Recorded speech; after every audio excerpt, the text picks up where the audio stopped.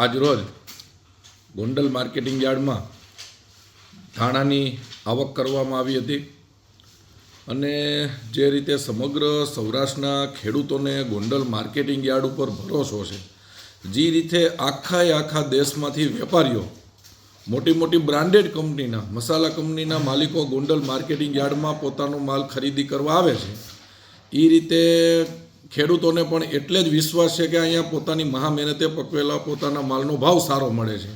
એટલે કાલે ગોંડલ માર્કેટિંગ યાર્ડમાં ધાણાની આવક કરવામાં આવી હતી.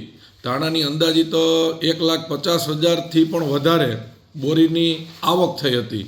જ્યારે ધાણાનો ભાવ ગોંડલ માર્કેટિંગ યાર્ડમાં 1,000 રૂપિયાથી લઈ અને 2,176 રૂપિયા સુધીનો ધાણાનો ભાવ ગયો હતો. જ્યારે ધાણીનો ભાવ 1,100 રૂપિયાથી લઈ અને 3,250 રૂપિયા સુધી ધાણીનો ભાવ ગયો હતો.